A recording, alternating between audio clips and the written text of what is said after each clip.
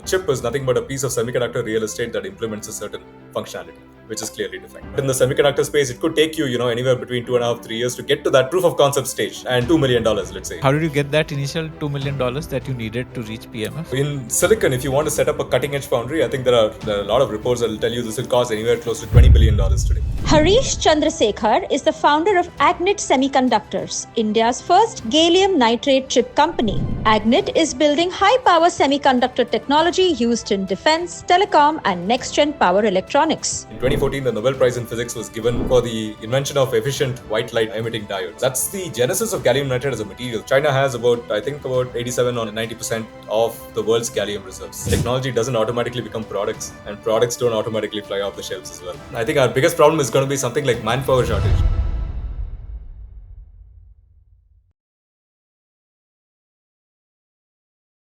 Why are you, I mean, fairly simple, silly sounding question, but why are you running a semiconductor company? Like, what makes you qualified to run one? Let me put it that way. We started AGNIT. AGNIT today is India's first gallium nitride semiconductor technology and product company. Right. So all big words. So we'll have to explain what exactly they are. Right. Just to give you an idea of where the journey is, gallium nitride research started in the Indian Institute of Science, Bangalore, in the year 2006 2007, and AGNIT is a spin-off. And we started operations in January 2021. So, the team here had about 15 years of experience in developing technologies, all the way from making the gallium nitride material. And then, once you made the material, you needed to run through hundreds of semiconductor manufacturing process steps in order to implement, let's say, a chip. And then the chip needs to be designed. Right. So there was significant expertise which was built over many, many years, right? Over a decade and a half of doing all of this. And that's when we, decided that we had technology which could be manufacturable. And the time also seemed to be right in order to do this, kind of commercialize the technology that we all had. A slightly broader way of thinking about it is that, if you, India has in the semiconductor space gone over from being a service oriented sort of a development to being at a stage where Indian companies are now owning IP and creating IP and then creating products, right? And that's just journey, and AGNIT is part of the journey. I think what makes us unique, as I said, is probably we're the first startup working on this new material called gallium nitride. And we also have manufacturing technology. So historically, it's again design forward in the Indian ecosystem. We not only do design, but we also do manufacturing. And happy to explain why for a variety of reasons. I think this makes sense for gallium nitride, right? So happy to talk about why that is. That's in a brief about the effort itself. So I myself have worked on gallium nitride since the year 2009. I graduated in 2016 from IISc with a master's and PhD in gallium nitride. I then spent 2 years as a postdoc in the UK. Then I spent 2 years in the US as a postdoc. And of course, having done two postdocs, I thought I was going to have a distinguished academic career. But life had other plans, right? So here we are. So this is why we did AGNIT, and what it is that AGNIT is today doing, right? So I'll pause there, and over to you. Both your postdocs were on this only, like GaN Yeah, it was semiconductor. all in gallium nitride. I'm a one-trick pony, so that's all I know. So you're essentially saying that IISc built up both the talent and the know-how of GaN as a material and using GaN for semiconductors, and what you're doing is commercialization. Your co-founding team are essentially academics who are now commercializing the technology that they built. That is correct. There is a lot of engineering and science that actually goes into even commercializing technology. Right? The one thing that we've learned in our journey so far is that technology doesn't automatically become products, and products don't automatically fly off the shelves as well. Right. So there is a lot of engineering that needs to be done in order to that needs to be put in just to get the technology out into a usable product by any customer. And then you still have to figure out how is it that this becomes a viable business, right? So all of those are something that keeps us very interested, and that's kind of reason for existence for us, right? In the Indian academia, how does this happen in terms of there would be, for example, who has the IP for it? Is it IISc because you built those things in IISc, or is it with AGNIT? And how hard or how easy is it for a bunch of academicians to raise an initial seed check and stuff like that? Like, how does that happen? That commercialization of unique technology that is built up? The IP question is very important. So, we when we started out, we had about 10 odd patents. And of course, it was IISc which had those 10 odd patents, right? So they very kindly licensed it to us when we started ACNIT. So that is really helpful because that's the baseline technology on which products get built. And over the last 4 years, we ourselves have filed for another, six odd patents, mainly resulting out of, all the other original work that we had to do in order to translate those technology into products in the first place, right? So not everything will work. Some things will not work. You necessarily have to come up with newer solutions, right? So that's where we are on the technology front. In terms of what it takes for a few academics, to raise a seed check and then get started, this is a very important question, and it's primarily to do with in any deep tech space. It takes time for you to even make a proof of concept or make an MVP that you can actually put before customers. Normally, the VC ecosystem is very good once you establish some level of product market fit to come in and help you scale up, right? But in the semiconductor space, you could, even to get to the first MVP, it takes you anywhere between 3 years to 4 years, and it could take you a couple of $1 million, right? So that is a fairly significant difference, and I think that that's exactly where we also took the time that it took the time it took for us to do that. But that is primarily what that's where we are today. So not easy, but we pulled on, and at the same time, this is also sentiment driven to a large extent. So today, I think every large economy sees the value of having homegrown semiconductor technology, right? And that I think has been an important part of what we're doing. How did you raise that, or how did you get that initial $2 million that you needed to reach PMF? Like, who funded you pre PMF? Yeah, we were very lucky. We were able to raise angel funding just about the time we started the company, and our angel investor was Mr. Lakshmi Narayanan, who used to be the CEO of Cognizant. Right, so he was a real angel. So I think he invested into us based off a pitch deck and the kind of vision that he was able to see and the team. Right, so which was really helpful, and that's what kept us going. And then we got to a stage where we had the first products. Right, so it took us about 2.5 years to get there. Right, at that point, we could go out and raise a seed round. And as I said, it's not also just about what we were doing internally. It's also the external environment also needs to be receptive to efforts like this. Now there's a lot of talk about funding deep tech innovation in the country, right? So this wasn't the case in 2021 when we started out, right? So even the ecosystem has matured to a certain point. Okay. Um, what is the journey of idea to millions of chips? And I'm assuming a chip only makes economic sense if you're selling millions of them, right? Like selling thousands of chips wouldn't be economically viable. Like that wouldn't be commercialization. So what's the journey from an idea of a chip to millions of chips? Actually, it's very interesting. So, selling thousands of chips, I mean, we should put a pin in that and revisit, right? Okay. But I'll just walk you through the journey of what Hmm. it means to it is to go from let's from design, let's say, to volume production, right?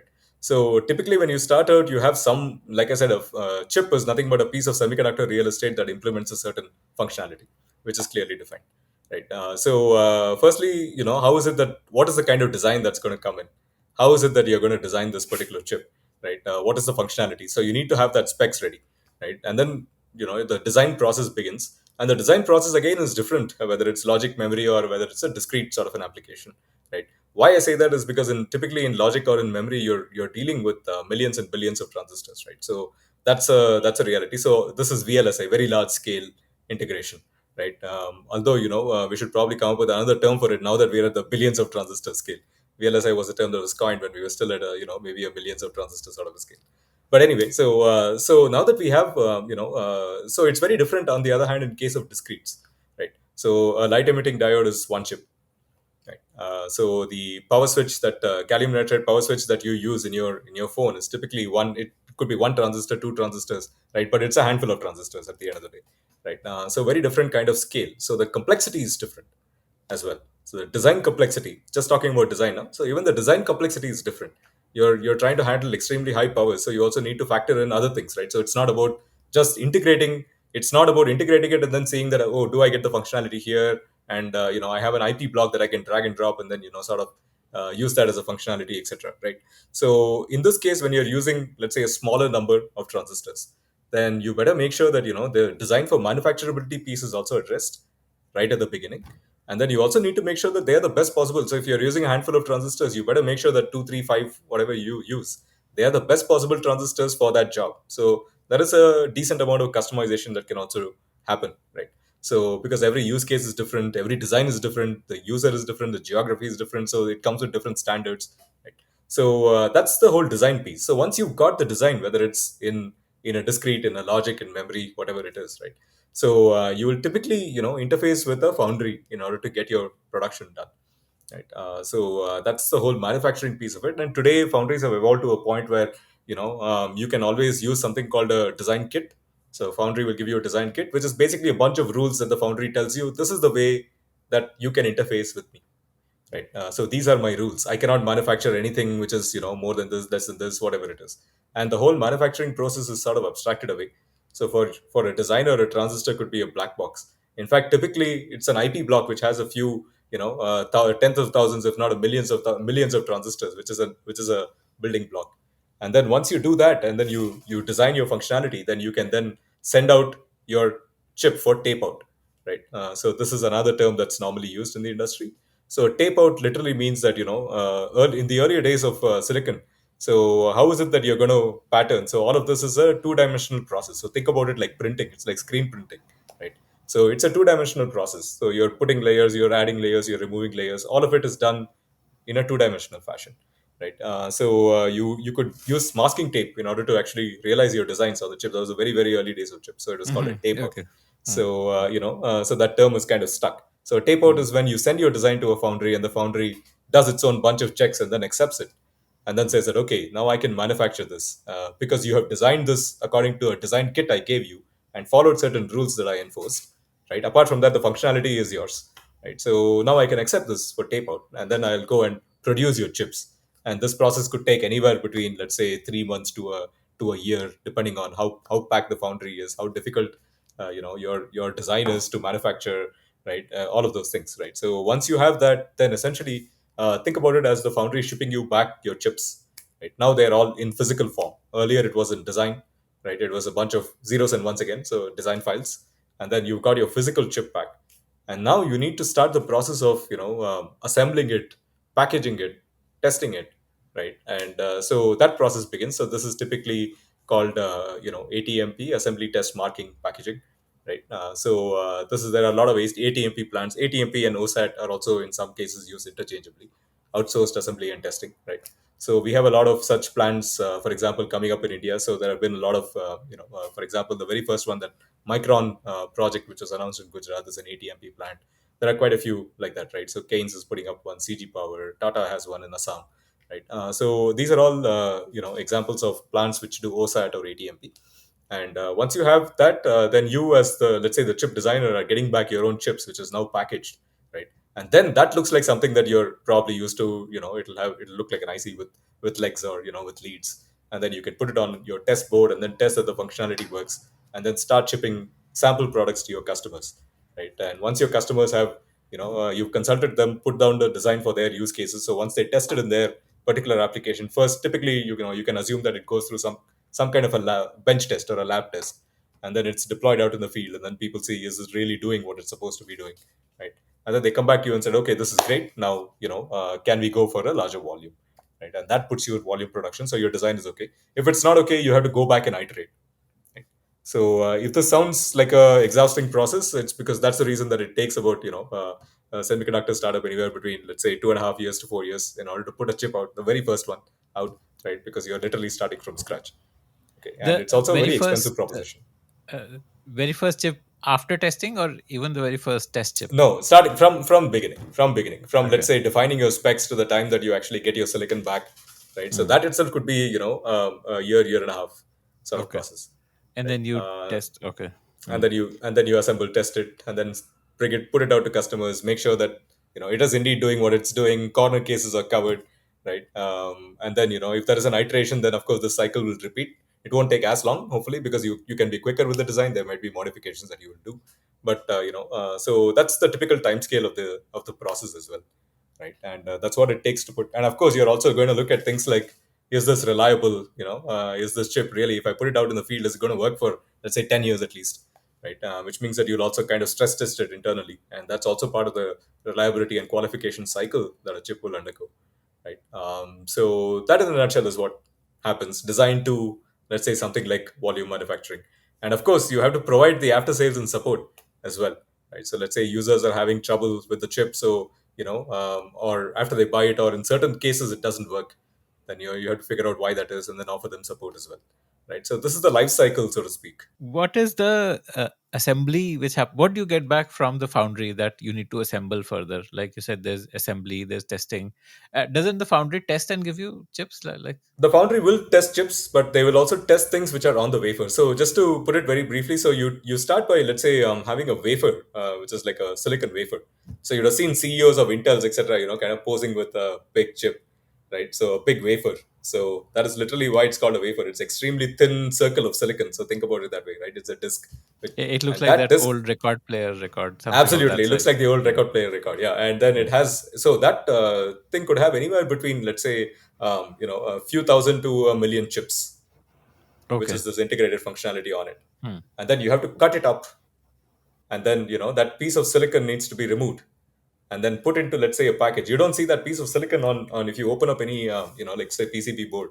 You won't see that. You'll normally see, let's say, something that has a black casing and with legs sticking out, right? So if you open up that package, though, you'll find that the small piece of silicon is actually sitting inside, and then that needs to communicate with the real world. So let's say we are talking about a package with leads, right? So it looked like a centipede, right? So with legs. So you put your piece of silicon inside, and then you've done some amount of, how do you bring that electrical connection? So I may have a metal pad on top of the chip. So that's what's giving me my signal. So it's come to the end of the chip. Now, how do I get it out of the chip, into that lead? So I have to connect it. So the simplest way of doing it is to use some kind of, let's say, wire. So I'll use a very small wire and then I'll bond it, right? There are many, many techniques of doing this. And of course, at very large scale integration, you probably won't even use wires. You'll just, you can do things like flip chip, and these are all industry terms. Bottom line is, you're trying to bring your connection, which was on the silicon real estate, out into the real world through a lead. And this is all packaged because you don't want this silicon to actually experience the real world. So you don't want it to experience the temperature, humidity, all of which could cause the chip to fail a lot faster. So you put a casing around it, just like how we put a casing around our phones, right? So you put a case around this, right? So that, in a nutshell, is your package, right? And once that's done, you also need to test it once the packaging is done, because you want to make sure that the process of packaging didn't affect the functionality that you designed into in the first place, right? So once that's done, then you can always, it makes a lot of things very easy.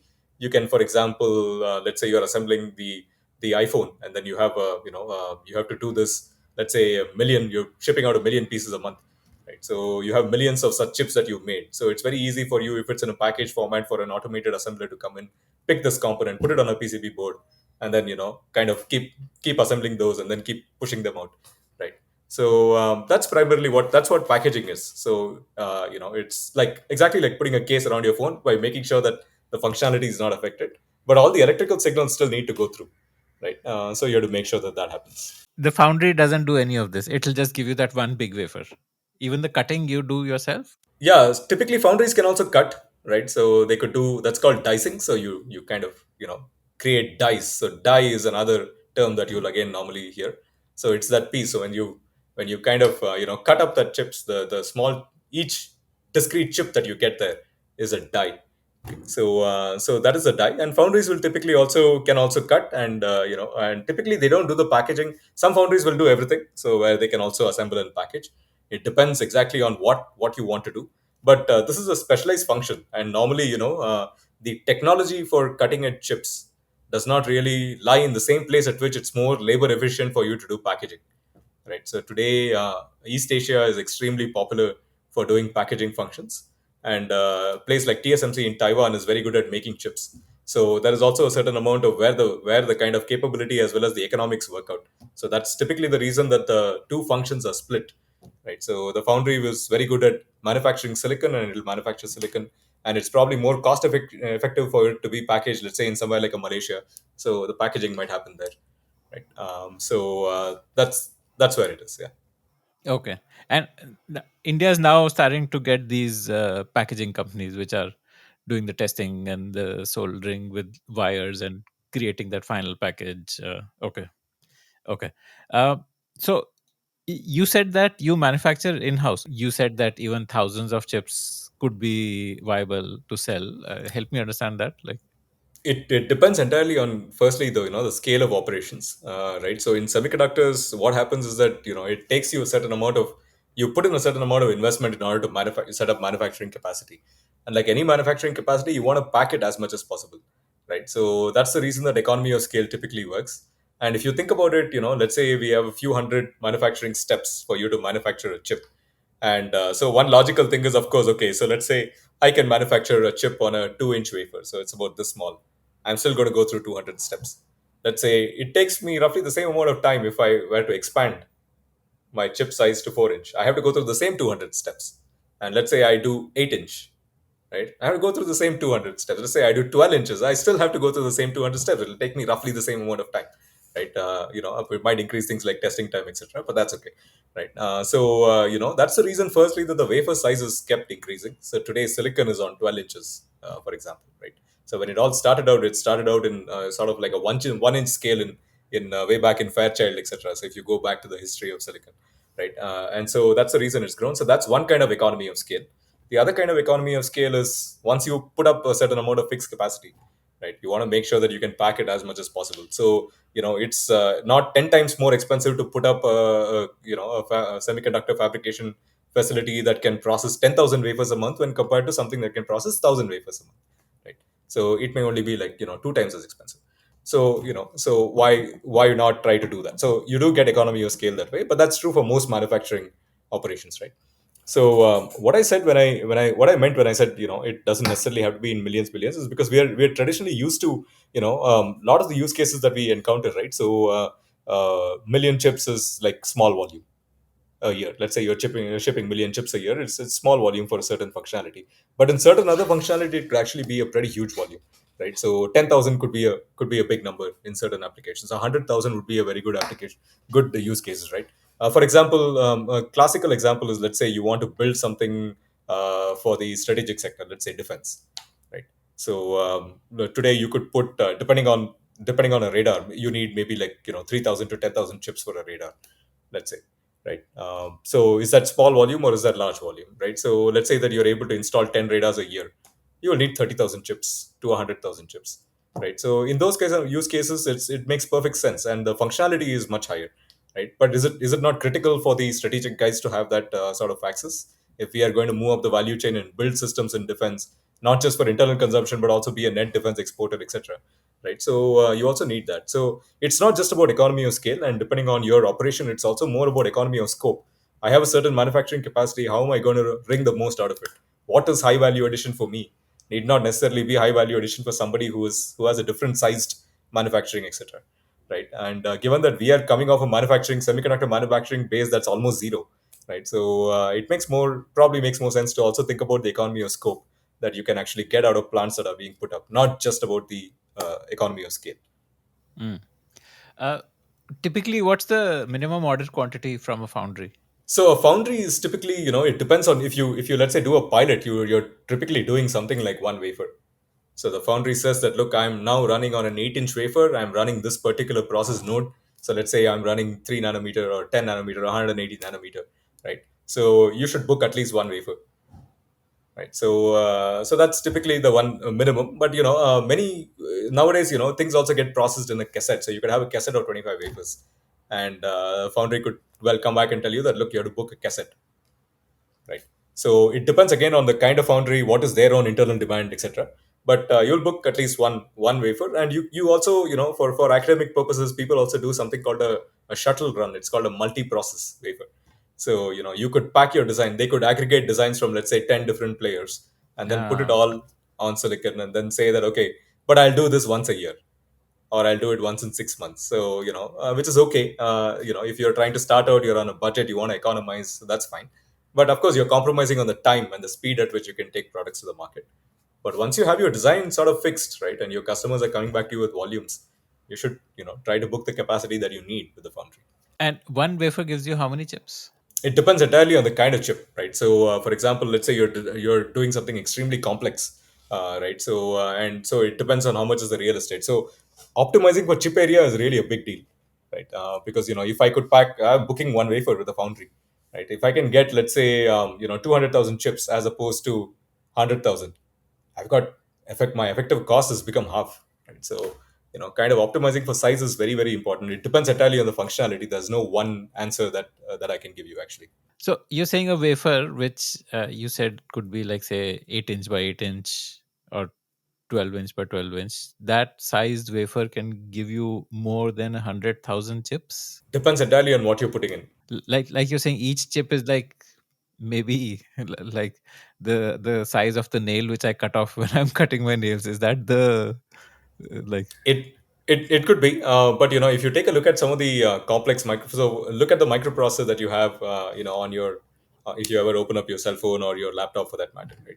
You'll see something that could be something like 4 centimeter by 4 centimeter, right? So that's how big it is, right? Now, not all of it has, it's not the size of the chip inside. There's like maybe your co-package, right? Five, six Just the chips inside casing that. and the Yeah, cooling that's the and casing and all of that. So let's say that you have a 3 millimeter by, but anyway, you let's say that you have a, or in that 4 centimeter by 4 centimeter piece, let's say you have 2 centimeter by 2 centimeters worth of silicon, right? Now, how many 2 centimeter by 2 centimeter can you pack in an 8 inch wafer? I think there are online calculators that will actually help us do this, right? okay. So, but if I'm not doing a microprocessor, let's say that I'm doing something relatively less complex. I just want to build, let's say, I want for whatever reason to build that USB readout interface, right? And that's pretty much all I want to do. I am not looking for a microprocessor, right? So let's say I just want to do one readout circuit of some kind. Okay, so that may not be the same size. I could do something in, let's say, a few millimeter, 5 millimeter by 5 millimeter, right? So that's it's a different kind of conversation, right? Then you will get the area is now 2 centimeter, 2 centimeter, 5 millimeter, 5 millimeter, so 16 times lower. Hmm. So you will get 16 times more chips Hmm. out of that wafer, Okay. right? So there's Okay. no one size fits all. Hmm. Fascinating. Okay. And you spoke of the process node, 3 millimeter, 5 millimeter, or nanometer. Sorry, what is this process node? 3 nanometer, 5 nanometer. What are these terms? Yeah. So what this means is that this is the smallest feature size that can be printed. So if you think about it, like we said, so the process of making chips is like you think about it like screen printing, just as an analogy, right? So what is the smallest dimension you can print? So that will be this 3 nanometer. When it's 180 nanometer, it used to be 180 nanometer, right? So that was where it is. So 3 nanometer, 2 nanometer is extremely small, right?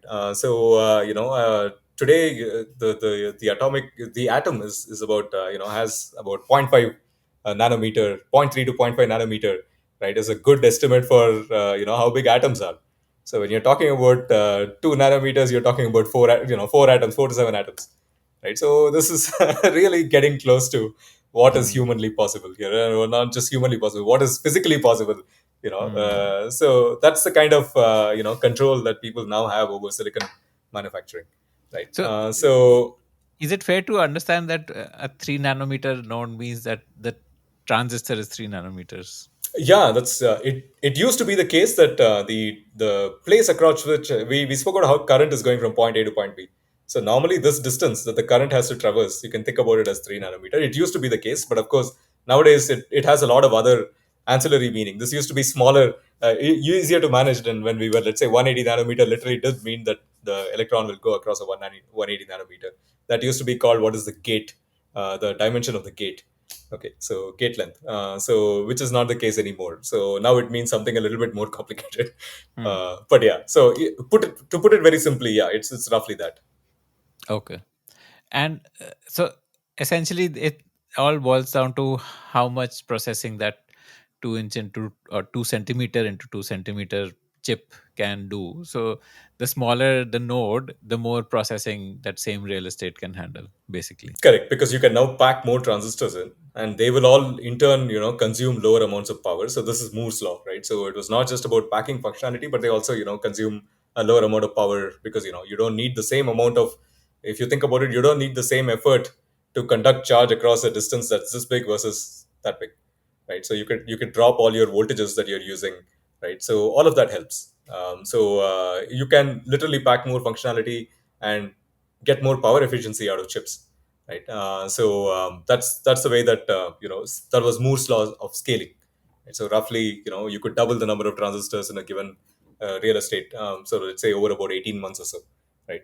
So that used to be how it went. And I think that thanks to many, many, many technological tricks and wizardry, this process has been kept going for, much more than people thought it could be kept going for. Mm. Are we reaching the end of Moore's law? I'm very cautious about saying any such thing because I've been hearing this statement for the last 10 years, right? So, But science keeps so I'm proving me sure, wrong. yeah, absolutely. There's always some Yeah. amazing piece of engineering that comes up, which kind Yeah. of extends Yeah. it. Now, I Mm. think people are trying to do 3D integration, so where you can actually stack transistors. Okay. But it's Uh, no doubt that it's becoming a lot harder to do, mm, right? So mm. there's no doubt about that. But yeah, I mean, we may be close to tapping out, but you never know. Fundamentally, is a CPU chip different from a GPU chip? Is a CPU different from a GPU? A GPU is actually, it is a CPU meant for certain functions. Let's put it that way. So it does a few things extremely well, right? So I think that all the buzz now is because of AI, right? So there's a lot of talk about how GPUs are. So GPUs implement a certain kind of mathematics much better than CPU, right? So that's where GPUs are very useful. It's of course, now given the sheer number of use cases, I think that people are designing also more AI specific chips, right? Which are capable of doing things like matrix multiplication a lot easier, right? So those are things that those are mathematical treatments that are more important for AI, and therefore it has a physical manifestation which looks like a GPU for a variety of reasons, right? For a variety of reasons that are above my pay grade. So to be very Mm, frank with you, mm. Okay. so But physically, they that's look the same. Like physically they look the same. It's the it's just same the math is transistor. different. Okay. If you dial down, it's the same transistor. It's just implementing a different kind of functionality. It's optimized for a certain kind of computation, right? So that's the main difference. A CPU is a little bit more of an all-purpose, is more of an all-rounder, right? GPU is a little less of an all-rounder, and then it does certain, like I said, so it can implement certain mathematical functions a lot more accurately and fast when Mm. compared to CPUs, which makes it Okay. useful for AI as well. Mm. Okay. Got it. Got it. Okay. So, when did you place your order for the first uh, that that chip that we were speaking about, the full chip, that 8 inch into 8 inch chip?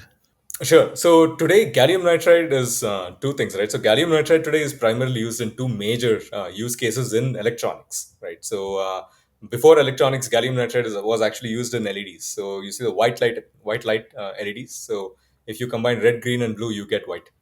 Okay, so the green and blue LEDs were solved problems thanks to gallium nitride as a material. So you had to move away from, you could do a red LEDs on gallium arsenide, which used to be previous generation technology. So if you wanted to solve for the green and the blue, then gallium nitride and alloys were what were used to solve that problem. Right. So that's the optoelectronic use case for gallium nitride. So that's not something that we work on in AGNIT. But in 2014, the Nobel Prize in Physics was given for the invention of efficient white light emitting diodes to three Japanese scientists for doing this. Right. So that's the genesis of gallium nitride as a material. So all of this exploration started in late 80s, early 90s. Right. The electronic use cases for gallium nitride today are primarily in two broad areas. One of them is radio frequency, and the other is in power electronics. Right. So in radio frequency, gallium nitride is typically done on silicon carbide as a substrate. So you take gallium nitride, you put a few micrometers of gallium nitride material on top of a silicon carbide wafer, right? And that wafer globally is on 4 inch moving to 6 inch. So that's the scale. So it's not yet at 8 inch, 12 inch, etc. Right. So and then you have for the power electronics applications, you primarily do gallium nitride on silicon for a variety of cost reasons, right? Because silicon is probably as a pure material. Silicon is probably the cheapest pure material you can buy today, if I can put it that way. Right, thanks to 60 years of technology being there in order to refine and make larger and larger sizes. So today, that gallium nitride on silicon is worldwide on it's either on 8 inch primarily, and now it's slowly also moving towards 12 inches. Right, but you also have people on older legacy nodes doing 6 inch, right? So which is still okay for gallium nitride. So that's the wafer size actually. So for gallium nitride on radio frequency as well as on power. Now, when is it that we did our first chips, right? So as I said, we try to manufacture our own designs wherever possible. Right. So we made our very first prototype using our internal foundry in late 2022. Right? So it took us a solid 2 years in order to get there. So where we were actually having the first proof of concept, saying that okay, look, all this technology can actually result in meaningful products for a user. Right. So that's the first chip that we actually could hand out to somebody and say, please test this. Right. And once they did, I think that they could see that okay, at least things are working here. And then then you have a much deeper conversation with customers as to what exactly their chosen gallium nitride chip is. Right. You could have given somebody something, a chip with 10 watts of power, but maybe they want 100 watts. Right. So they tell you that when you actually put something on the table, and then you can talk about it. Otherwise, it's a very theoretical discussion. Right. So you also have to prove that the technology that you have, the baseline technology that you have, can result in useful products. So that we could do towards the end of 2022. Isn't a foundry like $1 billion investment? Yeah, that's again a great question. So in silicon, if you want to set up a cutting edge foundry, I think there are a lot of reports that will tell you this will cost anywhere close to $20 billion today, right? So to do Right. a Yeah. meaningfully sized silicon foundry, right? Firstly, in case of gallium nitride, that's not necessarily true. So, for example, the gallium nitride in the radio frequency space is a lot more aggressive in terms of dimensions. So there, if you could do even 50 nanometers, if you could do 500 nanometers to 50 nanometers, that would be great. It covers practically the entire usable range of gallium nitride's functionality, right? So 50 nanometer technology, so my first job out of after I graduated from BTech in engineering, so it was with IBM, and I was a silicon chip designer, right? So and I was working on 45 nanometer node technology, and this was back in 2008. Okay, so that's kind of, and we are talking about how that's probably, if that's the smallest dimension I could print today on gallium nitride, we'd be golden in the radio frequency world, right? So it's very, very different use cases, right? So you need very, very different requirements in terms of what is that critical dimension I need to print, right? So it's not as demanding as silicon. So you don't really need $20 billion to do that, right? So you could set up a reasonably sized gallium nitride foundry today for close to $500 million. Okay, so it's a big But difference. It's you like don't five have hundred half million. a billion dollars, right? Like, We don't have $500 million. so No. how did what internal foundry Yeah. are you talking about? I didn't get that. Great. Great. So, so the Ministry of Electronics and IT has actually funded IISc's incubation arm, Foundation for Science, Innovation and Development. So they gave them about 300 crores in order to set up a gallium nitride foundry, a pilot production foundry here. Okay. So that was Okay. about $50 million when it was sanctioned way back when. Right. This is a pilot production line. As I said, you could do, prototypes and small volume production here. And this is actually located on the IISc campus, right? And this is mainly because, if you think about it, even in the kind of fab projects that we have announced in the country today, whether it's OSAT or whether it's the fab that's coming up, right? The technology partner is always somebody elsewhere, somebody with technology, proven technology at the end of the day, right? Which has never been Indian, right? If you try, take one step back and try to answer the question, what will it take to set up foundries and semiconductor manufacturing using indigenous technology, even for the manufacturing, not just the design. Design, we've always been a strong as a country, right? So even if you want to do that manufacturing piece of it, what will it take? So what will it take for you to set up a foundry? Let's say this $500 million foundry I'm talking about, where you need a technology provider who's actually willing to give you that manufacturable gallium nitride technology, right? So that is what Agnet is going to be, right? So that's exactly what our vision. So we don't have 50 million, so but we need a much smaller thing in order to prove that the technology is even manufacturable in the first place, that useful products can come out, right? So those are the questions that we are trying to address. Interesting. So, IISc has this gallium nitride foundry on which you made your first chip wafer. Um, what does that foundry look like? What is it like? What is the input? What are the different processes that actually are happening inside it? Just describe to me in a physical sense. Sure. So we'll take radio frequency products as a gallium nitride radio frequency products as a good example, right? If you think about the inputs, I said gallium nitride is done on silicon carbide wafers for radio frequency. So that's the base material. What comes in is actually a silicon carbide wafer, and we have the technology to actually first, make that silicon carbide wafer into a gallium nitride on silicon carbide wafer. You have to put a few micrometers of gallium nitride material on top. Okay, That's that itself sprayed is on very top, or difficult. how is that done? It's actually done using means of something called chemical vapor deposition, right? So there is an atomic arrangement layering, right? So that actually happens. So it's not just sprayed on top.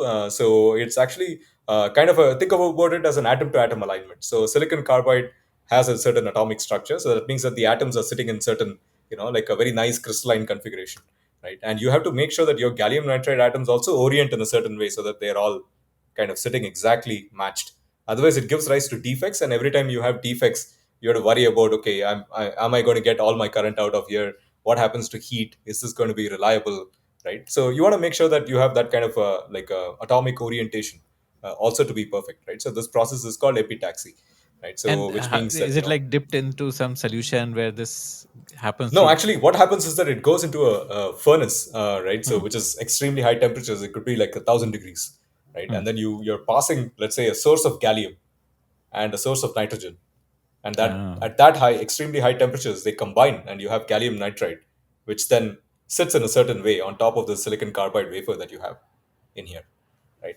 And you're doing this, multiple wafers at a time, and they're all sitting in a certain way, and then it takes, let's say about 4 hours for you to do this entire process, and then you get like anywhere between 1 to 8 wafers with gallium nitride on top, right? And typically, as I said, this is 4 inches now for GaN on silicon carbide, right? So that's one input. So of course, the other input is I told you we have a source of gallium, a source of nitrogen, right? So all of that needs to be put into place. Where do you get the silicon carbide wafer from? Is that Oh, we buy it. domestic? It's not domestic. Unfortunately, nobody's yet making silicon carbide. But recently there was this project which has been announced in Orissa. So in order to manufacture silicon carbide as well. So hopefully they will be making wafers. In which case, if they make the kind of wafers that we are interested in, that supply chain could also be indigenous. And what about silicon wafers? Are they made domestically? Silicon wafers are also not made domestically.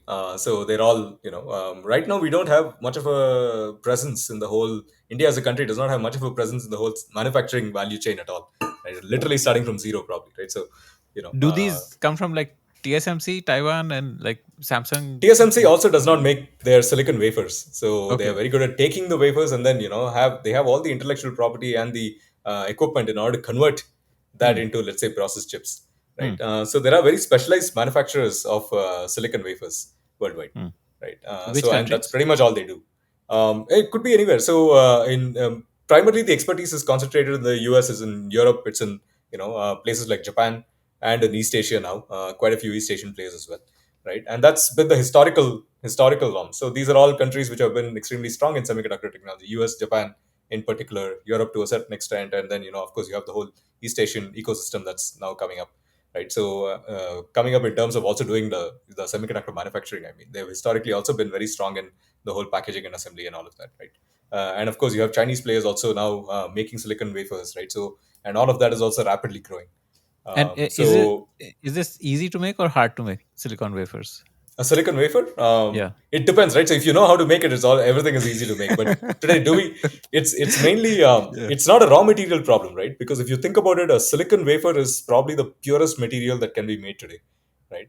So it could have you'll have less than practically, if you take a silicon wafer, you'll have less than 100 defects, atomic defects of any kind across a centimeter squared of area, right? That is extremely small. Okay, so and this is like, not only is it chemically pure, it's also atomically pure, right? So that is extremely difficult to make if you just think about it, right? So that's like extremely difficult to make.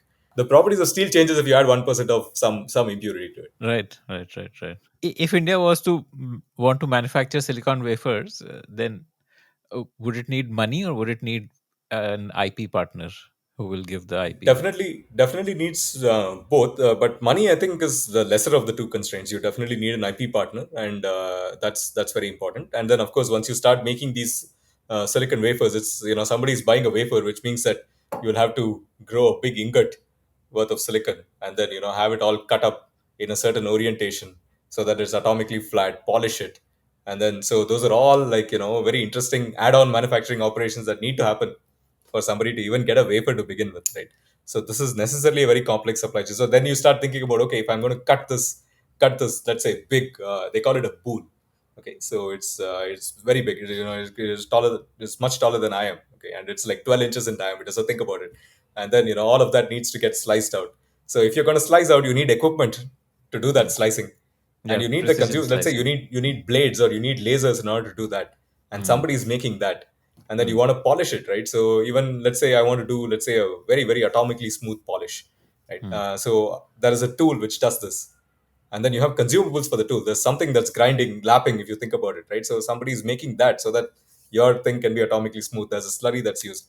So the value chain is, very, very disaggregated across the world, right? So it's impossible to get to 100% sort of localization for anything, right? So you should pick what is key and then see if you can actually get there, and that depends on, whether you have some indigenous technology available. Do you have the, let's say, some amount of supply chain already in place, right? And you have, you can even take a step back and say, do I have certain critical minerals and resources that I need?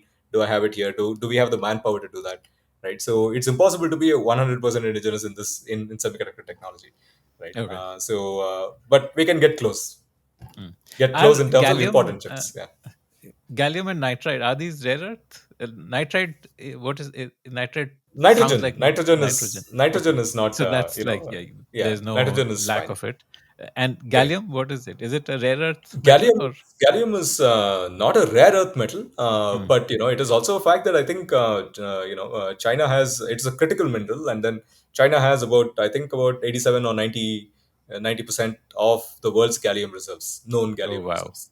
Okay. So that's true for most of these kind of rare earths. Gallium is not a rare earth, Hmm. but yeah, it's a critical mineral. Got it. So coming back to that foundry, what a foundry does. So it goes through that high temperature furnace, and then it comes out with a coating of gallium nitride. The silicon carbide wafer has a coating of gallium nitride on it. Then what next? So next, it goes through, for example, it could go through about 200 distinct semiconductor manufacturing steps. So you have a design that you put into the foundry, right? So that's, you're saying that, look, I want this to look a certain way, right? So this is the kind of, functionality it needs to implement, and that's what it means for me physically. I need to put layer one, layer two, layer three, whatever it is on top, and I need to remove, some These layers, how are material they from this put? area. Is it like etched through a laser, or how is that? How Correct. does it? So normally, this is where a process called lithography comes in, and lithography is, writing with light, right? So that's how patterns are transferred onto the wafer physically. Once you have that pattern, then essentially you need to keep that pattern there in some way. Like lithography will typically use certain organic chemicals in order to make sure that certain areas are open on the wafer or certain areas are closed. Now, let's say certain areas are open, therefore you can work on them. So what do?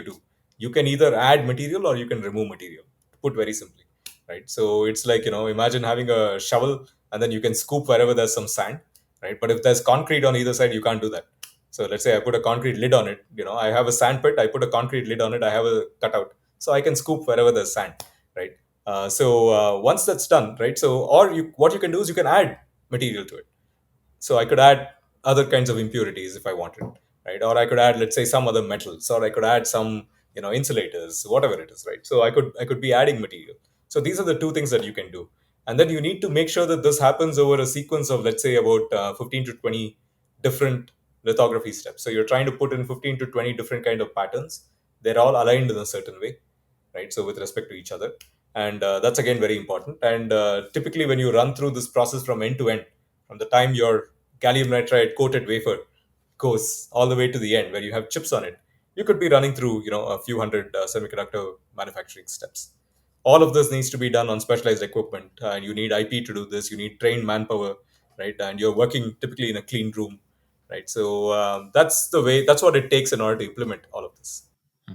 There are these uh, reels in which they show somebody spray painting on a, like, there's a pattern which is cut out from a paper. He spray paints, and then another with a different color, and the third and a fourth and a fifth, and so there are multiple times he's spraying on it. Each time the pattern is different. Then in the end there's a reveal, and it is like some beautiful picture. So it is something similar happening here in that It's lithography. exactly similar with nanometer tolerances. Okay, okay. Yeah, Okay, yeah. fascinating. Okay. So that gives a chip. And so this IISc has this facility to create a wafer of gallium nitride. But you said this facility is only good for pilots, not for bigger quantity. Why is that? Like, for bigger quantity, you need more machines or some more automation. You Like need right now, more it would be machines, more. more throughput, right? Okay. So that's what it actually needs. So it's good for prototyping and doing small volume production. right? But of course, what is small volume and what is large volume is very different in the silicon and gallium nitride worlds. And so that's also another thing that needs to be there. So what we have here is actually a decently sized facility for gallium nitride, and but it's very good for doing like pilot production. Now, how you will ramp this up? Let's say you want to make, let's say we want to make a product today for consumer fast charger, your cell phone chargers, right? So we couldn't cater to the volumes. Assume that we could win designs, right? So we couldn't cater to the volumes that will come up. You will need like 10 million, 20 million, depending on how successful this is. You'll need about 10 million to 20 million chips a year, right? So which is something that cannot be made on the facility that was housed here, right? So in which case you have to take the technology and have it productionized elsewhere, right? Hmm. So that's what I meant when I said it's a pilot production facility. Yeah. Okay. And so you have found product market fit. Yeah. Which area are you doing? So we are primarily doing gallium nitride for the strategic sector. By strategic sector, I mean defense, space, and aerospace. Right. So we have about three products now which are running field trials with customers. So that's a good space to be in. Right. And so we expect that this will ramp into volume production over the coming year. Right. So that's where we are. So that's also the sector that we started to work on. We also started working with this sector for a bunch of reasons, mainly because so one of the reasons is that gallium nitride is also export restricted. Gallium nitride components in radio frequency are also export controlled, right? So what it means is that, let's say you are the Indian Armed Forces, you could go to one of the large equipment manufacturers from the US, from US or from America, and then you can buy a radar, next generation radar, which has gallium nitride components. But if we want to design and build that radar here, then your access to gallium nitride components is not as issue. Okay, so you don't get the components that you want in the volumes that you want in the timelines that you want, right? So that's the reason that we started working, with the strategic sector, and it was also the need of the hour, right? So that's something that we kind of value. So it was the response was good, and so that's where we have the first chips in. But if you also think about it, and so that's where we are today. We also have a small development ongoing where we are trying to build a prototype mainly for a telecom product, right? And this is going to be more useful for things like 5G, right? Private 5G networks, etc. So that should hopefully also be out in the next 9 to 10 months. So hopefully we'll have something, slowly diversify into other sectors as well, right? So you have three chips currently being prototyped and tested on field. Correct. Just tell me about each of them. What exact use case or which device is it powering? Sure. One of them is for a jammer, right? So this is more for a jammer use case. So, and of course, jammers have become all the news these days after recent developments, right? So, there are gallium nitride is primarily in radio frequency systems. Gallium nitride is a power amplifier. So what I mean by that is, let's say you have a small information signal that comes in, and typically this could be, let's say, a few milliwatts, and then you want to, you have an amplifier that, as the name indicates, it takes a small signal, and then it kind of boosts it up, and then you can connect it to an antenna, and the antenna will broadcast that signal. Okay, so that's what a power amplifier does. So the power amplifier in all the next generation wireless systems is moving towards gallium nitride, again for the same reasons that we discussed earlier. It's compact, it's efficient, it can handle higher amounts of power, right? So which is something that everybody likes.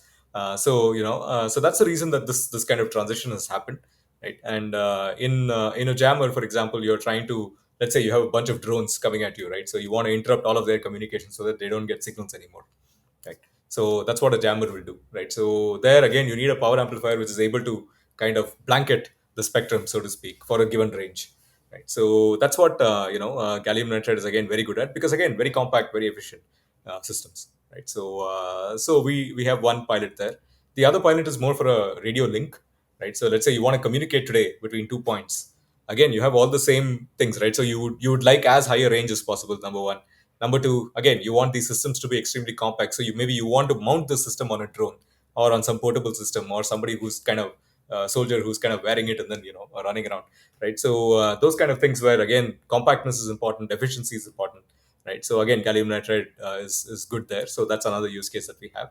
I didn't get this radio link. So you're saying like say a walkie-talkie. Yeah, it could be a walkie-talkie. So walkie-talkie is actually a very good example. It could also be something, let's say that you have a field unit out there which is trying to communicate with other field units. So you don't have communication. So you'll have to put your own, let's say, mast, and then you have whatever is the equivalent of a walkie-talkie on a larger scale, right? You could have Doesn't you could have like satellite a network. give signals everywhere? Like uh, Yeah, it does give signals everywhere, but it again depends. Do you want to, whose satellite are you going to use, right? okay. So Okay, it's So hackable. if it's only yours, then you have to, Mm. there's a certain amount of wait time, right? So and then maybe you want like to communicate with, let's say, two units which are kind of deployed a few kilometers apart, want to communicate with each other in a secure way as well. Okay. So Okay. Okay. this is also, it's kind of the walkie talkie example, scaled up, Scale right? up. So Got it. so Okay. that's there. And And of course, with drones, like communicating with drones. absolutely, communicating with drones, right? So that's an important one. And the last one is mainly for like a use case where, which is more like video transmission, right? So which again, if you think about it, is like a point-to-point radio, right? So let's say you are today on a drone and you want to actually let's say record video, and you want to send that back to base, right? And let's say you want to do this over, let's say, 100-kilometer range, right? So if you use a conventional silicon based solution today, depending on the sizing, etc., maybe an equivalent sized silicon part maybe will give you about 20-25 kilometers of range. But what do you do if you want, let's say, 40 kilometers, 70 kilometers, 80 kilometers, 90, right? So in that case, using a gallium nitride power amplifier makes a lot of sense. And again, if you think about it, you're on board a drone, you're presumably running off a battery pack of some kind, so you really need very, very efficient power amplifiers. These are very power hungry, right? And you need it to be extremely compact. Again, you're on top of a drone, you don't need that kind of range anxiety as well, right? So and this, the broader use case is not just for things like surveillance, right? So it's for things like monitoring. You could be monitoring an oil pipeline, you could be monitoring, let's say, a grid, or highway construction, or whatever it is, right? Provided you're allowed to transmit a certain amount of power, then you want to transmit more amount of power in roughly the same footprint on board your drone. So gallium nitride again is very good as a power amplifier solution for all of this, right?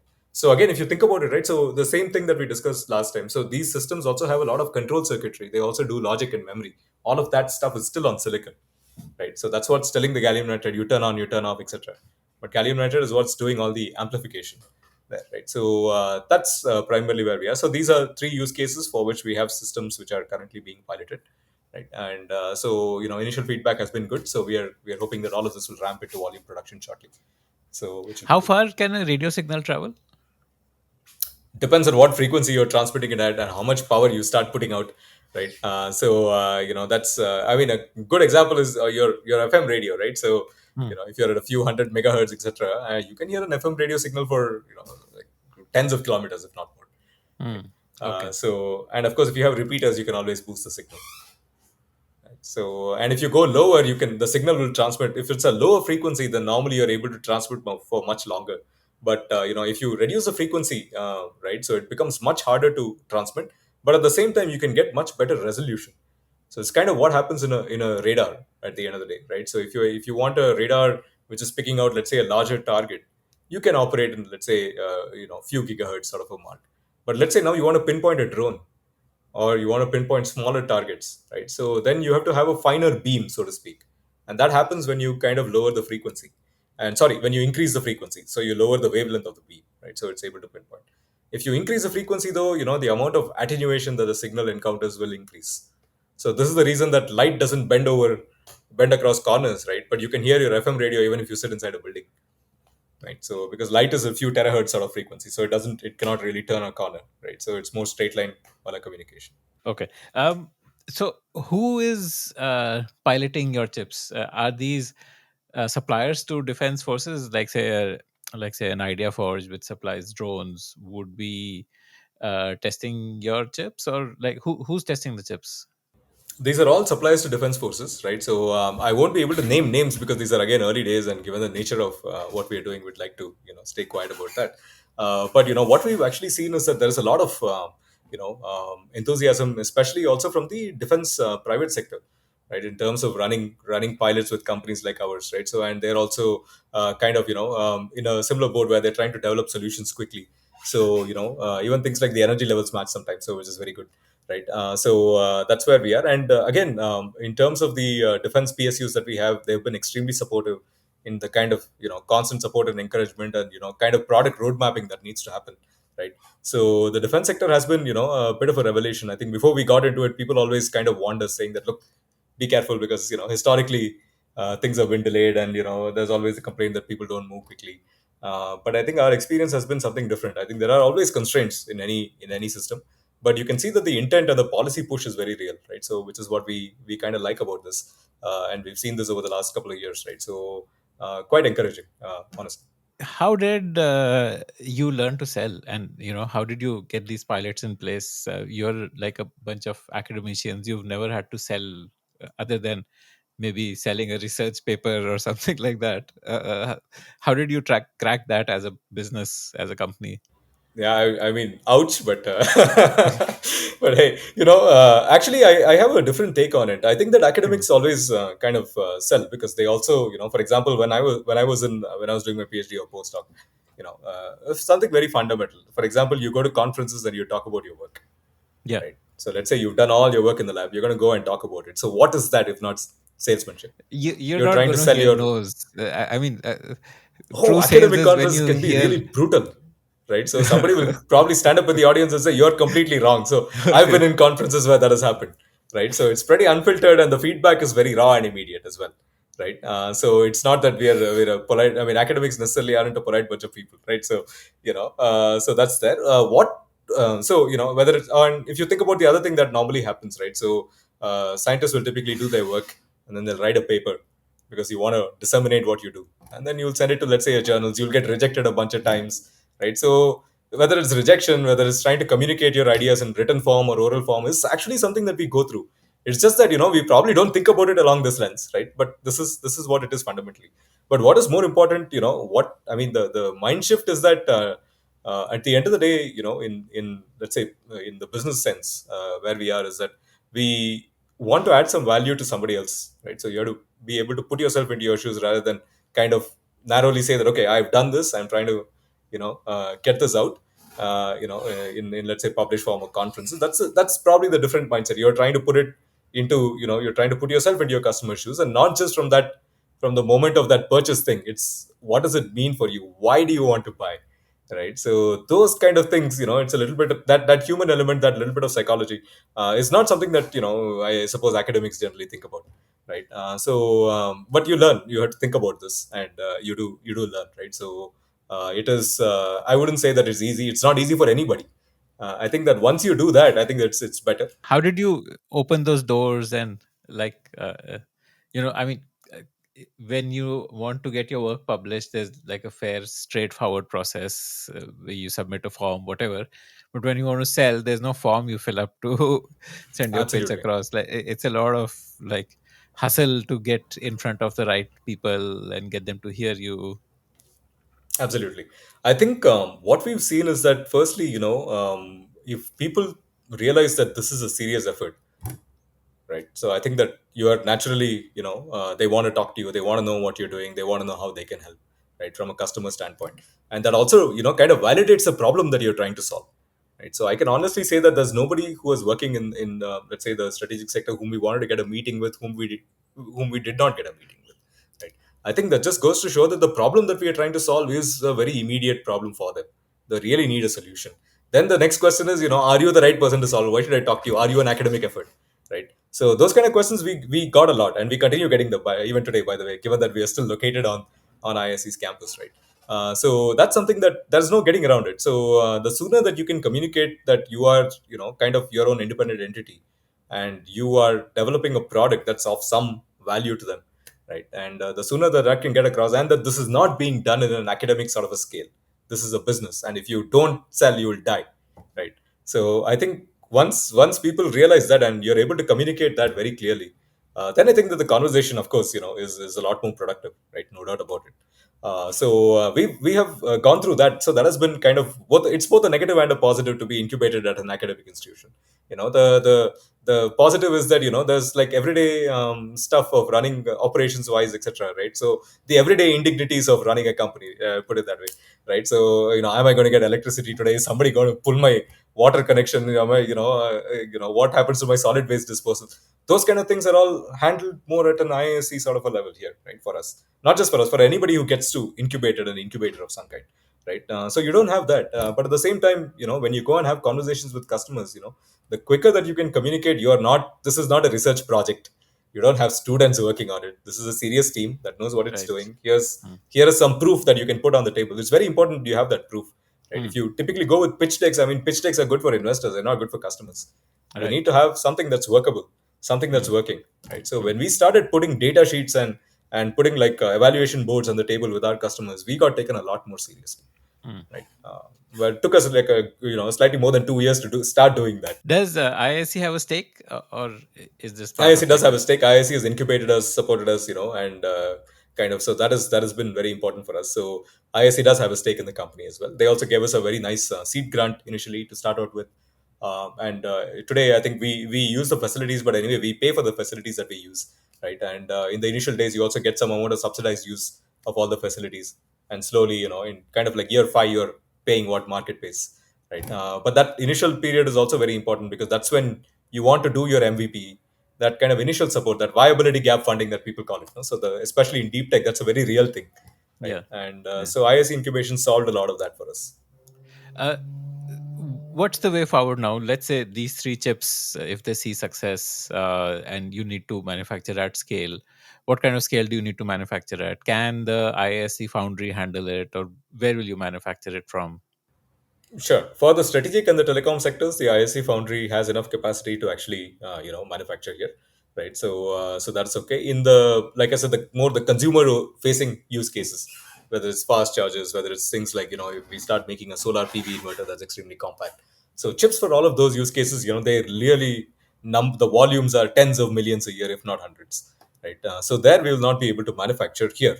But it's also a good place. So you're not going to get to 100 million, let's say 10 million units right off the bat, right? You first need to make sure that you're making the right kind of gallium nitride chip that can fit into that application to begin with, right? So like I said, there's a reasonable amount of customization that goes into that, right? And that's again because gallium nitride today is more expensive than silicon, as you can imagine. So you need the correct price performance trade-off, right? So it's not because people are like, okay, why am I paying twice for this gallium nitride component when compared to a silicon component, right? So you have to solve for that adoption problem. You have to show them that, look, if you use this in your system, the sheer savings in your bill of materials by doing this, and the functionality enhancement, plus the fact that you'll need lesser cooling cost and all of that, means that your total system cost actually comes down if you use gallium nitride. And that's a conversation that you need to have with customers across designs, across products, right? So there, the prototyping initial volumes can always be done here. So once you establish that, that this is a good product for this particular use case, then I think you can think about where that scaling is going to happen. And there are foundries worldwide where you could, potentially take the technology, have it scaled up, get back your products, and then that operates more on the standard sort of a foundry model, right? So that's where we are. So you told me that I've been calling it Agnit, and you pronounce it Agnit. Sorry, Is, yeah, it's what's the right no, no. You pronunciation? please call it Agnet. Agnet is good. So sometimes I lapse into my Americanism, but yeah, it's not a good Okay, thing. okay, okay. Yeah, Got it. yeah. So, say Agnit, this comes from that Agni, the Hindi word Agni, right? Okay, got it. Okay. Yeah, Aganit also means uncountable. It's an Ah, old Sanskrit word for okay, uncountable, okay. infinite. So, which is Hmm, actually a good reflection of the kind of number of use cases that gallium nitride could potentially do. Right. So hmm, again, if you take two steps back and think about it, I'm telling you that wherever you have to transmit some amount of information wirelessly, or wherever you are consuming energy in the form of electricity, hmm, gallium nitride will have a role to play in those hmm. areas. We've Yeah. just seen the first manifestation of that in terms of your phone charger and laptop charger, right? It's Hmm. literally everywhere that you use electricity. Gallium nitride could be a very competitive solution, right? So, and same goes with the wireless transmission case, right? I guess even for like say music, like AirPods, etc., like gallium nitride would allow you to have more output in smaller form factor. Presumably, yeah. So, and but again, there also there's a question of safety. How much power do you want to put, close to your ears? And that's also the reason that GaN hasn't yet got into cell phones, but it's getting there, right? So it could be a much better integrated solution. But today, most of the cell phones will use gallium arsenide-based power amplifiers in their front end, which is what does the radio communication, right? But it's a matter of time before that, gets swapped out because gallium nitride will start addressing lower power requirements as well, right? And that's where the technology is kind of also headed. So you can integrate a lot more, and maybe even do like small bits of logic, right? So which will help, maybe even controlling when the GaN is on and off. That could be done on GaN, right? So all of that will pack more functionality, right? So, and we've seen that this is very possible, again, given all the extensive experience with silicon and with previous generation technologies like gallium arsenide, right? So will it take over completely? Absolutely not, right? So there is space to play for everybody, but it's going to do an increasing number of things, and it's also going to give you a kind of differentiated functionality, right? So you have a compact fast charger. So that's at the end of the. You can make a fast charger, even using silicon, it may not be as compact, right? So, but that compactness matters for certain use cases. That efficiency matters for certain use cases. Getting 3-4% higher efficiency, which is what your gallium nitride charger does today when compared to silicon, on a population scale, actually saves you a lot of energy, right? So those are things that gallium nitride is becoming more and more meaningful for. So the number of use cases for gallium nitride is going to increase, and we hope that we are able to cater to a wide variety of that, and also push for adoption in certain use cases. So, I had asked you this question that if India wants to build a foundry, does it need money or does it need IP? You told me IP is a bigger challenge, and you want to be one of those people who provides that IP. What did you mean by that? Like, what kind of an IP would you provide to a foundry? Sure. So let's say, so for example, we have the India Semiconductor Mission, right? So hopefully a version 2 also will come out very shortly, right? So I think you have a lot of incentives in order to set up all the manufacturing infrastructure, set up a foundry, so to speak, right? So if you think about it, what will make such an effort successful in the first place? Think about it like a three-legged stool, right? You have three legs of the stool. One is, of course, the capital. So let's say government will, give you 50% subsidy, and say state governments will give you another additional 20% subsidy or so. You still need to find money to put up the 30% in the first place, and right. So and whatever is the mode of reimbursement, etc., that they use, right? So you need to find the money. That is the capital piece of the puzzle. Then you have the technology piece of the puzzle. Okay, you put up all this capacity. What is it going to run? What technology is it going to run? Where is it going to come from, right? And what does it do? What will it implement, right? Like And lithography, where will it get the lithography technology from, or no, I no? mean the entire chain, not just specific pieces of it. So let's say you want, like I said, let's say you want 50 nanometer gallium nitride node operating, or for example, the fab that's coming up in Gujarat is going to be, I believe, 180 nanometer process technology on silicon initially, right? Which is capable of making certain kind of power integration modules, PMICs, or power management ICs, and things like that, right? So that's what I mean by technology. So what is the node, so to speak? Put it in very layman terms. What is the node on which this foundry will run? So that process technology. And number three is, okay. So let's say that you have the infrastructure; it's running a certain technology. Who's going to do the offtake? Who's going to buy these chips? Who are those customers? What are they looking for? The Why will they buy product from you? technology. Yeah, correct. So that's the whole offtake piece of it. Is slightly more. That's the business angle. Okay, so you have capacity. You have a certain capacity. You put up a certain sized plant. It's running this technology. Products are going to come out. Who are they going to be relevant for? Who are the customers? Who's going to buy? Right. So at Agnit, we are kind of solving for the second and third piece of that, right? So we are solving for the technology, for being the technology provider to us foundry in the future, and we are solving for the offtake piece of it. So if you make these chips using this technology, who's going to buy, right? So who are the customers who will actually buy this? So buy these chips, or who are the customer profiles who will buy these chips, or what kind of chips can result out of this process technology, right? So that's what we are solving for. I once heard a talk by Raghuram Rajan who kind of said that I- India should not attempt and I'm maybe wrong in what I'm paraphrasing, but essentially his take was that why are we so hung up on building our own semiconductor supply chains? We have countries who will provide it at much cheaper cost than we could ever build in house, and we should focus on our strength, which is on services design, instead of trying to get into manufacturing. Manufacturing is like there are people who'll do it cheaper, and we would be like we can buy semiconductors as much as we want because there are countries who are doing it cheaply. What is your take on this? It's very simple. I mean, we live in the world we live in, right? So that also means that there's a certain geopolitical reality to all the conversations that we have now. I think in large piece you can see what's happening between the two superpowers of the world now, right? So there is a lot of contention, especially over technology, right? And so some amount of manufacturing efforts, whether it's in semiconductors, etc., is also, again, even in the semiconductor space, you go and put up foundries, we're not going to be 100% self-reliant. Somebody could say that I won't sell you this particular chemical, and then you're dead, right? So that's the reality, right? So you'll never be 100% indigenous. So that's number one.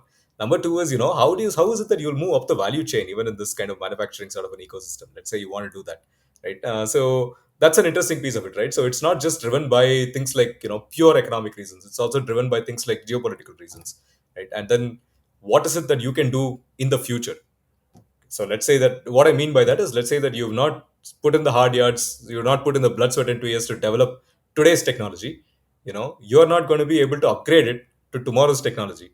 So let's say you got a technology handout today, you'll get a technology handout tomorrow, and then you'll expect a technology handout the day after tomorrow, right? So do you really want to be in that position as a large economy, right? So if you were a small, bit player somewhere, it does not matter, right? So nobody is suggesting that, a much smaller country go put up semiconductor foundry, do that, even though there are quite good examples of countries who've done that, right? And that's in the Like historical Korea period. and Japan. Yeah. Yeah, like Korea, Japan, Taiwan, right? So they've all done that, and they've all been like significantly industrialized economy. So if we are going to be a significantly industrialized economy, so you'll never do 100% of semiconductor manufacturing in house, but we need to have areas which we say, look, these are important in this amount of capacities. These are important to us as a country, and we'd like to keep some part of that internal, right? So that means that, for you said that we can go and buy anything from anywhere, right? So that's clearly not true. For example, in the gallium nitride RF space today, right? Like I said, these are export control technologies, so Okay. it's a restricted technology. So you're not able to get it for certain. You declare defense as your end use, you probably won't get it, right? So do we want to be in that position?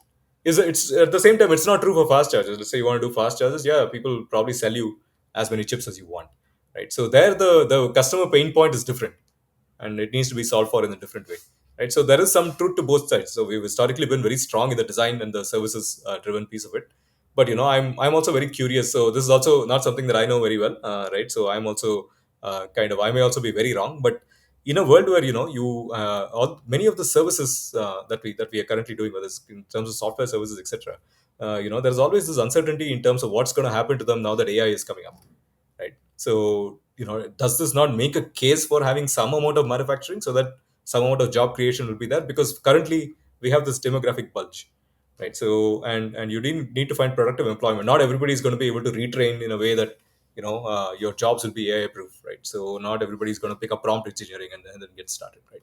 So you do need a certain amount of jobs in the manufacturing sector to exist, right? And they also provide very gainful employment to a lot of people. And more importantly, for efforts like Acton, for example, it's not just about the employment piece of it, right? So that's kind of secondary from where we are sitting. It's the IP piece of it that is primary, right? So you can say that, look, we have this technology, right? Now, what we choose to do with it, whether we want to make chips for our internal consumption, maybe we'll make products that also start getting exported globally and make global standard products. And by the way, there's no relaxation in that, right? So just because we are supplying to the Indian market, the benchmark is not that, oh, you're an Indian supplier, we'll cut you some slack, you be 20% worse than somebody else. No, Right. right? Right. So people Yeah. are going to tell you, you need to be as good as the other guy, the global products I'm able to access, and you need to be 20% cheaper, right? So that's typically the way the conversation goes. You said currently we have a 150 nanometer node foundry coming up in India. 180, I believe. 180 nanometer. Tata's Okay. fab, which is coming up in Okay. Noida. I think it's going to do a bunch of nodes. It's going to do 180, 90, 45, I believe. So, um, but yeah, there's more information in the public domain. So it's eventually going to build up to a 45 nanometer. I think so. Yeah, I think so. Is that like if I was to take telecom, like the world is on 5G now, so that 45 nanometer is what? Is it like a 4G or a 3G equivalent? Actually, it has a lot of, not everybody's, again, like I said, it's mainly your iPhone processor and your kind of like laptop processor, which is all pushing into the cutting edge, right? So older generation technology nodes have a lot of value. Even doing 180 nanometer, for example, a lot of power management ICs, etc., get made on 180 nanometer. A lot of automotive chips, we've heard this time and again during the COVID chip shortages. A lot of automotive chips are not at the bleeding edge, okay, because you need something that's in a given form factor, which is reliable, which is tested, and the economics need to work out, right? So there's a lot of value in doing like older generation nodes, and I think that pragmatism is what we are seeing now, right? So which is very important. But do you think India could go like sub 10 meter, sub 10 nanometer? I don't know. I think there are more informed minds out there which will have an opinion. I think Okay. our biggest Right. problem is going to be something like manpower shortage, right? It's again not about, you could potentially get technology and you could find the capital to put up all of this. And of course, no doubt, if you are able to make it, there'll be a market for it, right? But let's say you have 10,000 people who are working in a fab, so you're not going to find 10,000 people who've done this before, right? So you're not even going to find 10,000 people who have done, let's say, 45 nanometer before, in terms of manufacturing, in terms of running a plant, in terms of. So in many ways, it's an effort that's breaking ground there, right? So even in terms of the whole manpower development, This is right? a decades long project which It is we absolutely. must go, It's we a must embark multi-decadal on. project. We must embark on it, and again, we mustn't try to do everything. Mm, Can't do everything under the sun. We can mm, pick things in which we as an ecosystem have a certain amount of technology capability or some prior experience in adjacent areas. So we have these really like giant, globally giant chemical companies, right? So we could get into the semiconductor chemical supply chain, right? So these are all kind of viable possibilities as well. And in certain cases, we may even have the semiconductor technology in order to do this, right? So there's work being done, uh, excellent work being done across academic institutions in the country. SCL is, now being repurposed into, a center that will now support a lot of design efforts, especially on silicon, etc. Right, and they have a manufacturing base which they've kept running for like 30 odd years, right? So there are always these pockets of technology excellence that you can find, and maybe we build around those. Right? yeah. Thank you so much for your time, Harish. It's been a fascinating chat. Great, thank you so much.